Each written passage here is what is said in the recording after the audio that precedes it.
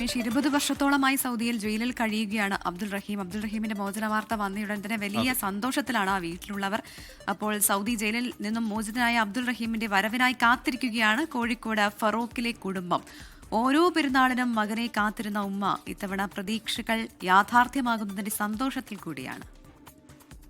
ഇത് 24 ഏറ്റെടുത്ത ഒരു ദൗത്യം കൂടിയായിരുന്നു എന്നുള്ളത് ഏറെ സന്തോഷം പകരുന്ന ഒരു കാര്യം കൂടിയാണ്. അനീഷ് ദേവസിയ ഇപ്പോൾ അബ്ദുൾ റഹീമിന്റെ വീട്ടിൽ നിന്ന് ചേരുന്നുണ്ട്. Aneesh, good morning.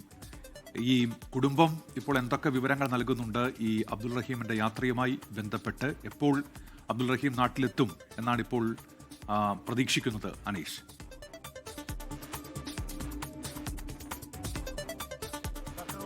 Pravitha, good morning. ഏതായാലും കേരളം കേൾക്കാൻ കൊതിച്ച പ്രാർത്ഥനയോടെ കാത്തിരുന്ന സന്തോഷ വാർത്ത കോഴിക്കോട്ടെ ഫറൂഖിലെ വീട്ടിലെത്തിയിരിക്കുകയാണ്.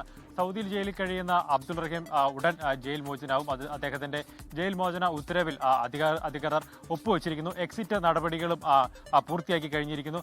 അദ്ദേഹം ഉടൻ തന്നെ സൗദിയിൽ നിന്ന് മടങ്ങി തിരിച്ച് കോഴിക്കോട്ടേക്ക് എത്തുമെന്നാണ് റിയാദിലെ നിയമസഹായ സമിതി അറിയിച്ചിരിക്കുന്നത്. നമ്മളിപ്പോൾ ഉള്ളത് അബ്ദുൾ റഹീമിന്റെ കോഴിക്കോട്ടെ ഫറൂഖിലെ വീട്ടിലാണ്. നമുക്കൊപ്പം അബ്ദുൾ റഹീമിന്റെ ജ്യേഷ്ഠൻ നസീർ ചേരുന്നുണ്ട്.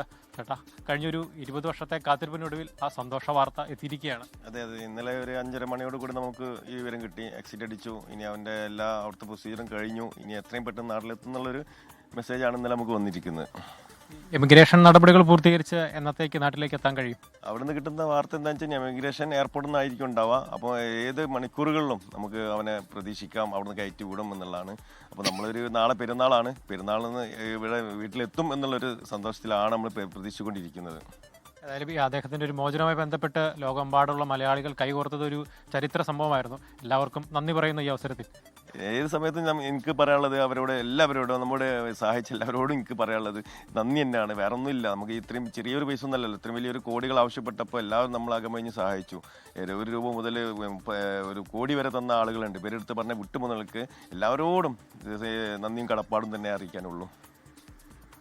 ഉന്മേഷ്, അതുപോലെ തന്നെയാണ് അദ്ദേഹത്തിന്റെ എക്സിറ്റ് നടപടികൾ പൂർത്തിയായിരിക്കുന്നു. ഇനി എമിഗ്രേഷൻ നടപടികളാണ് പൂർത്തിയാക്കാനുള്ളത്. അത് നാളെ തന്നെ പൂർത്തിയാക്കി അദ്ദേഹം നാട്ടിലേക്ക് മടങ്ങുമെന്നാണ് ഇപ്പോൾ കുടുംബം നമ്മളോട് പ്രതികരിച്ചിരിക്കുന്നത്. ഏതായാലും 2006 അദ്ദേഹം ഈ സൗദി ബാലന്റെ ഒരു മരണവുമായി ബന്ധപ്പെട്ട് ജയിലിലാവുന്നത്. തുടർന്ന് 2012 കോടതി അദ്ദേഹത്തിന് വധശിക്ഷ വിധിച്ചിരിക്കുന്നു. തുടർന്ന് 34 കോടി രൂപ ധനം സ്വീകരിച്ചുകൊണ്ട് കുടുംബം അദ്ദേഹത്തിന് മാപ്പ് നൽകി. തുടർന്ന് ഈ കഴിഞ്ഞ വർഷം ജൂലൈയിൽ കോടതി അദ്ദേഹത്തിന്റെ വധശിക്ഷ റദ്ദാക്കി.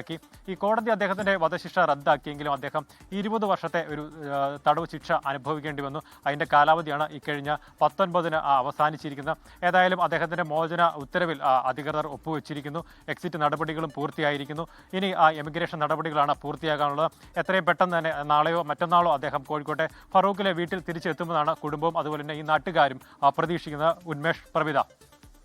ശരി, അതാണ്. വലിയ സന്തോഷത്തിലാണ് അബ്ദുൾ റഹീമിന്റെ കുടുംബത്തിലുള്ളവർ. 20 വർഷങ്ങൾക്ക് ശേഷമാണ് അബ്ദുൾ റഹീം നാട് കാണാൻ പോകുന്നത്. പ്രത്യേകിച്ച് സൗദി അറേബ്യയിലെ തന്നെ പുറം ലോകം കാണാൻ പോകുന്നതെന്ന് പറയേണ്ടിയിരിക്കുന്നു. ഇപ്പോൾ അബ്ദുൾ റഹീമിന്റെ കാത്തിരിപ്പിലാണ്. പ്രത്യേകിച്ച് ഈ പെരുന്നാൾ ദിനത്തിലും വലിയ സന്തോഷത്തിലാണ് അവർ.